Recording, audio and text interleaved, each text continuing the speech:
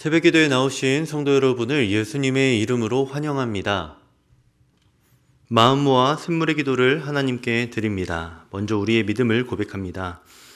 우리 주 하나님이여, 영광과 존귀와 권능을 받으시는 것이 합당하오니 아멘. 여호와 우리 하나님은 천지와 만물을 창조하신 창조의 주이심을 고백합니다. 주님의 거룩하고 아름다우신 이름을 찬양하며 경배하오니 주님 홀로 영광을 받으시옵소서. 교회와 예배를 위해 기도합니다. 더러는 좋은 땅에 떨어짐에 어떤 것은 100배, 어떤 것은 60배, 어떤 것은 30배의 결실을 하였느니라. 아멘. 지금도 말씀하시는 하나님, 샘물에 주의 말씀이 흥왕하여 다스리시고 주일 예배 가운데 말씀의 은혜와 하나님의 임재를 경험하게 하옵소서. 성도들이 작은 목자 훈련에 힘써 참여하여 말씀으로 삶이 변화되는 거룩한 경험을 하게 하옵소서. 목장과 VIP를 위해 기도합니다. 너희 눈을 들어 밭을 보라. 희어져 추수하게 되었도다. 아멘. 추수할 일꾼을 부르시는 주님, 샘물의 목장이 함께 모여 예수 행복을 경험하고 예수 사랑을 나누는 목장이 되게 하소서. 목장마다 한 목장 한 영혼 세례주기에 동참하여 VIP를 품고 기대하게 하시고 사람을 남기는 샘물이 되게 하옵소서. 다음 세대와 성도들을 위해 기도합니다. 여호와로 인하여 기뻐하는 것이 너희의 힘이니라. 아멘. 우리의 힘과 능력이 되시는 하나님, 우리 자녀들을 주님께 의탁합니다. 혼탁한 세상에서 주님의 말씀대로 믿고 주님의 말씀대로 살아가는 믿음의 세대가 되게 하옵소서. 어릴 때부터 하나님을 알고 사랑하게 하시고 하나님을 경외하는 청년들이 되게 하옵소서. 주님께서 성도들의 건강과 형편을 보살펴 주시고 어떤 상황에도 하나님을 기뻐함으로 승리하는 성도가 되게 하옵소서. 나라와 선교를 위해 기도합니다. 땅의 모든 끝이여 내게로 돌이켜 구원을 받으라. 나는 하나님이라 다른 이가 없느니라. 아멘. 열방을 구원하시는 하나님, 샘물의 성도들이 가는 선교사, 보내는 선교사로 구원의 하나님을 증거하는 선교적 삶을 살게 하옵소서. 이 나라에 하나님의 정의와 공의가 세워지게 하시고 갈라진 이 나라가 복음 안에 하나가 되게 하시며 나라의 갈 길을 인도해 주시옵소서. 우리의 힘과 도움이 되시는 예수님의 이름으로 기도드립니다. 아멘. 함께 하나님 말씀 보겠습니다. 마태복음 21장 33절에서 46절 말씀입니다. 다른 한 비유를 들으라. 한 집 주인이 포도원을 만들어 산 울타리로 두르고 거기에 즙자는 틀을 만들고 망대를 짓고 농부들에게 새로 주고 타국에 갔더니 열매 거둘 때가 가까움에 그 열매를 받으려고 자기 종들을 농부들에게 보내니 농부들이 종들을 잡아 하나는 심히 때리고 하나는 죽이고 하나는 돌로 쳤거늘 다시 다른 종들을 처음보다 많이 보내니 그들에게도 그렇게 하였는지라. 후에 자기 아들을 보내며 이르되 그들이 내 아들은 존대하리라 하였더니 농부들이 그 아들을 보고 서로 말하되 이는 상속자니 자 죽이고 그의 유산을 차지하자 하고 이에 잡아 포도원 밖에 내쫓아 죽였느니라. 그러면 포도원 주인이 올 때에 그 농부들을 어떻게 하겠느냐. 그들이 말하되 그 악한 자들을 진멸하고 포도원은 제때의 열매를 바칠 만한 다른 농부들에게 새로 줄지니이다. 예수께서 이르시되 너희가 성경의 건축자들이 버린 돌이 모퉁이의 머릿돌이 되었나니 이것은 주로 말미암아 된 것이요 우리 눈에 기이하도다 함을 읽어본 일이 없느냐. 그러므로 내가 너희에게 이르노니 하나님의 나라를 너희는 빼앗기고 그 나라의 열매 맺는 방식이 백성이 받으리라. 이 돌 위에 떨어지는 자는 깨지겠고 이 돌이 사람 위에 떨어지면 그를 가루로 만들어 흩으리라 하시니. 대제사장들과 바리새인들이 예수의 비유를 듣고 자기들을 가리켜 말씀하심인 줄 알고 잡고자 하나 무리를 무서워하니 이는 그들이 예수를 선지자로 알미었더라. 아멘. 네, 오늘 이 시간 어리석고 악한 세상에서 라는 제목으로 하나님 말씀 전하겠습니다. 여러분 현재 요즘 이 시대를 바라보았을 때 참 마음이 무거워집니다. 뉴스를 보면 우리들이 이 세상이 참 어떻게 돌아가는지 보게 되는데요. 전쟁과 테러, 또 폭력, 경제적 불안과 도덕적 타락, 이러한 소식들을 우리가 접할 때마다 이 세상을 우리가 어떻게 해야 하는 것일까라는 질문이 생깁니다. 예수님 당시의 상황도 비슷했던 것 같습니다. 로마의 압제가 강하게 이 유대인들에게 다가왔고 또 종교 지도자들은 크게 부패하였습니다. 민족은 계속해서 타락의 길로 나아가고 있었습니다. 그런 상황에서 예수님이 그 땅에 오셨고 오늘 이 말씀을 그들에게 들려주셨습니다. 예수님께서 오늘 말씀이 들려주시는 이야기는 포도원 비유입니다. 포도원 비유를 통해서 우리 예수님이 당시의 상황에 대해서 비유적으로 설명하고 계신 건데요. 포도원 주인이 농부들에게 세를 주고 타국으로 떠나는 이야기가 바로 오늘 이 이야기입니다. 여러분 잘 아시겠지만 이 포도원 주인은 바로 하나님이십니다. 이사야 5장에서 나오는 그 이미지를 가져와서 사람들이 잘 알고 있었던 이 이사야 5장의 이야기를 비유로서 지금 예수님이 사용하고 계십니다. 포도원 주인은 매우 선하였고 또 세심한 사람이었습니다.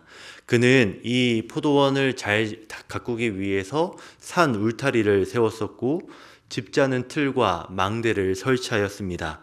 그리고 그 귀하게 여겼던 그 포도원을 사람들에게, 농부들에게 맡기게 되었죠. 그런데 농부들은 매우 배은망덕하였습니다. 그들은 주인이 보낸 종들을 폭행하여 쫓아냈고 심지어 아들까지 죽이며 자신들에게 잠시 맡겨져 있었던 이 포도원을 자신들의 것으로 차지하려고 했습니다. 네, 오늘 이 말씀, 이 비유가 보여주는 이 모습이 인류 역사 속에 반복되어 온 슬픈 패턴을 우리에게 잘 보여주는 것 같습니다. 하나님의 선하심과 인간의 배은망덕함이 대비됩니다. 또 하나님의 인내심과 인간의 완고함, 하나님의 계획과 인간의 거부를 우리가 발견하게 됩니다. 우리가 사는 세상이 이 포도원의 모습과 크게 다르지 않아 보입니다. 하나님께서 이 세상을 창조하셨을 때 너무나 아름답고 보시기에 좋게 창조하셨지만 우리는 이 아름다운 세상을 하나님의 그 선한 통치의 방식을 거부하며 우리의 방식대로 내 마음대로 이 세상을 다스리려고 합니다. 그로 인해 세상이 점점 어리석게 악하게 변해져 가고 있습니다. 그럼 이런 세상을 우리가 어떻게 살아가야 할까요? 그리스도인으로서 이 세상에서 우리는 어떻게 살아가야 하는 것일까요? 오늘 이 시간 이 고민을 함께 해보며 하나님 말씀 살펴보도록 하겠습니다. 그리스도인으로서 우리는 이 어리석고 악한 세상을 어떻게 살아가야 할까요? 첫째로 하나님의 주권을 인정해야 하겠습니다. 하나님의 주권을 인정하라. 이 세상의 주인이 하나님이심을 알고 그분께 모든 주권을 맡기는 것, 그것이 먼저 우리에게 필요한 자세일 것입니다. 세상의 주인은 하나님이십니다. 인간이 아니십니다. 하나님이 주권적 통치자이심을 여러분 인정하며 그분을 따르며 살아가시는 우리 그리스도인 되시기를 진심으로 바랍니다. 마태복음 21장 33절 말씀 우리 함께 읽어보겠습니다. 다른 한 비유를 들으라. 한 집 주인이 포도원을 만들어 산 울타리로 두르고 거기에 즙자는 틀을 만들고 망대를 짓고 농부들에게 새로 주고 타국에 갔더니. 네, 포도원 주인은 이 포도원에 필요한 모든 것을 갖추어 두었습니다. 그리고 그 열심히 가꾼 포도원을 농부들에게 새를 주게 되죠. 농부는, 여기서 말하는 농부는 바로 우리들을 말합니다. 하나님의 형상을 가진 자로서 하나님이 청지기로서 우리에게 이 세상을 맡기셨습니다. 문제는 이 청지기가 주인 행세를 한다는 겁니다. 농부가 포도원의 주인 행세를 하였던 것처럼 어쩌면 우리 인간이, 저와 여러분이 이 세상의 주인으로서 행세하고 있었는지 모르겠습니다. 요셉의 사례를 한번 말씀드리고 싶습니다. 요셉은 억울하게 형들에게 이렇게 미움을 사서 이 이집트의 노예로 팔려가게 되고 또 감옥에도 갇히게 됩니다. 그는 그럼에도 불구하고 하나님의 주권, 하나님의 섭리를 의심하지 않았습니다. 그래서 형제들을 마지막엔 끝내 용서할 수 있었지요. 그는 어렵고 힘든 상황 속에서도 결코 낙심하지 않고 하나님의 주권을 의심하지 않았습니다. 왜 그럴 수 있었습니까? 하나님의 주권, 하나님이 인생의, 세상의 주인이시라는 것을 그는 알고 있었기 때문입니다. 여러분, 우리는 하나님의 주권을 인정하며 살아야 합니다. 그럼 어떻게 그분의 주권을 인정할 수 있을까요? 무엇보다 모든 것이 하나님의 것이라는 것을 우리가 기억해야 되겠습니다. 우리의 시간, 재능, 물질, 심지어 모든 관계, 그 모든 것들이 하나님의 것임을 우리가 인정하는 것에서부터 시작이 됩니다. 어려운 상황에서도 하나님의 섭리를 신뢰하는 것 정말 또 중요하겠습니다. 그렇게 우리가 모든 것이 하나님의 것임을 알고 어려운 상황 속에서도 하나님의 섭리를 신뢰하며 나아갈 때에 우리 마음속에 참 평안이 주어지게 되고 우리는 진정 지혜로운 자로서 이 세상을 살아갈 수 있을 것입니다. 여러분, 내가 주인 행세를 하며 이 세상을 살아가는 것, 큰 짐을 지며 살아가는 것과 다르지 않습니다. 하나님이 주인 되심을 기억하며 살아가실 때 저와 여러분에게 참 자유가 있을 줄 압니다. 여러분, 하나님의 주권을 인정하며 사시길 바랍니다. 네, 이 어리석고 악한 세상을 우리가 어떻게 살아가야 할까요? 둘째로 그리스도의 음성에 귀 기울여야 하겠습니다.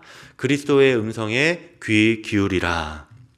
여러분, 우리가 이 세상에 수많은 소음들이 있지만 가장 귀 기울이며 들어야 할 것, 바로 그리스도의 음성이 되겠습니다. 마태복음 21장 35절에서 37절 말씀입니다. 농부들이 종들을 잡아 하나는 심히 때리고 하나는 죽이고 하나는 돌로 쳤거늘 다시 다른 종들을 처음보다 많이 보내니 그들에게도 그렇게 하였는지라. 후에 자기 아들을 보내며 이르되 그들이 내 아들은 존대하리라 하였더니. 여기서 주인은 자신의 메시지를 전달하기 위해서 자신의 충성된 종들을 보내게 됩니다. 그런데 이 농부들은 주인이 보낸 이 종들을 아주 매몰차게 대하였고 때려서 쫓아냈습니다. 도저히 말을 듣지 않자 주인은 어떻게 합니까? 끝내 자신이 아끼던 아들을 보내어서 그 농부들을 설득하려고 합니다. 여러분, 이 비유의 의미가 무엇입니까? 바로 하나님을 우리에게 떠올리게 하는 것이죠. 하나님께서 죄로 만연한 이 죄로 살아가는 인간들을 돌이키시기 위해서 선지자들을 통하여서 자신의 종들을 보내어서 우리로 깨우치고 회개하고 돌아오도록 하려고 하셨습니다. 그런데 계속해서 그 백성들은, 하나님의 그 피조물들은 하나님의 음성을 들으려 하지 않았고 끝내 하나님께서는 자신의 아들 예수 그리스도를 보내시게 됩니다. 그런데 농부들이 이 주인의 아들의 말을 듣지 않고 끝내 죽이게 했던 것처럼 저와 여러분도 십자가에서 하나님의 아들 예수님을 끝내 죽이게 만드는 자들이 되었습니다. 인간의 하나님을 거부하는 그 패턴을 이 농부 비유를 통해서 우리에게 여지없이 보여주고 있는 장면이 되겠습니다. 여러분, 우리는 하나님의 음성, 특별히 그리스도의 음성에 귀를 기울여야 하겠습니다. 그런 의미에서 사무엘상 3장의 사무엘의 이야기가 우리에게 주목이 됩니다. 잠을 자고 있던 어린 사무엘에게 하나님이 말씀하셨습니다. 처음엔 엘리 제사장의 목소리인 줄 알고 착각하였지만 끝에는 결국 하나님의 음성인 줄을 알고 하나님이시여 말씀하옵소서 종이 듣겠습니다 라는 그런 고백을 하게 됩니다. 그렇게 하나님의 음성을 들으려고 했던 사무엘을 하나님은 들어쓰셔서 당대의 귀한 선지자로서 하나님의 도구로서 사용하시는 장면을 우리가 보게 됩니다. 그러니 여러분, 우리는 그리스도를 통해 하나님의 음성을 들어야 하겠습니다. 그렇게 듣는 방법은 무엇이겠습니까? 말씀을 통해, 우리가 성경을 통해서 그리스도의 음성을 발견해야 할 것입니다. 요한복음 5장 39절은 이 성경이 내게 대하여 곧 그리스도에 대하여서 증언하고 있다라고 말하고 있습니다. 네, 여러분, 성경을 통해서 우리가 그리스도의 음성, 예수님의 말씀을 듣고 살아야 하겠습니다.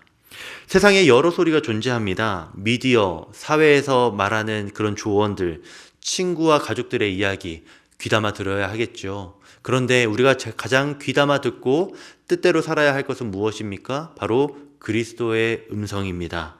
가장 중요한 음성, 바로 그리스도의 음성입니다. 우리가 그 음성을 듣고 따를 때에 결코 길을 잊지 않게 될 것입니다.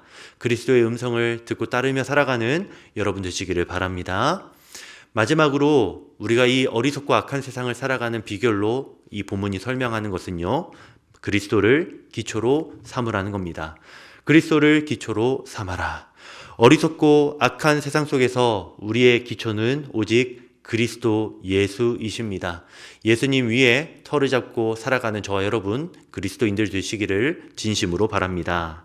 마태복음 21장 42절의 말씀 한번 보겠습니다.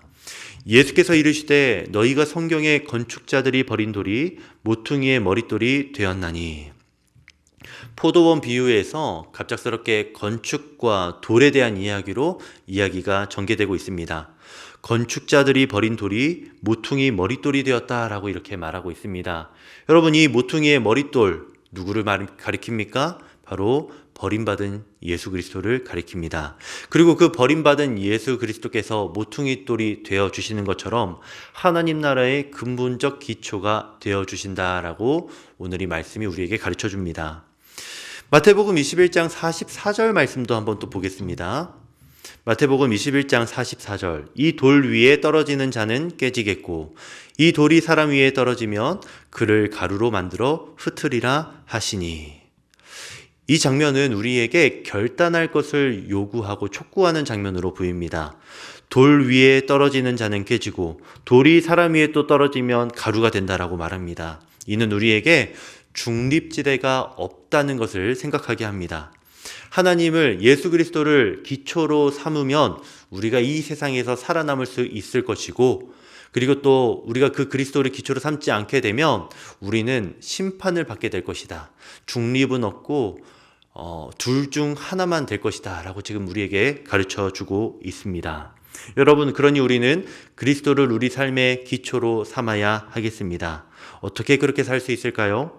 그리스도의 가르침을 따라 사는 것, 그것이 바로 우리가 그리스도를 기초로 하며 사는 것입니다. 더 나아가서 그리스도의 음성을 듣는 것을 넘어 행동하는 것이 바로 그 기초로 사는 삶이 되겠습니다.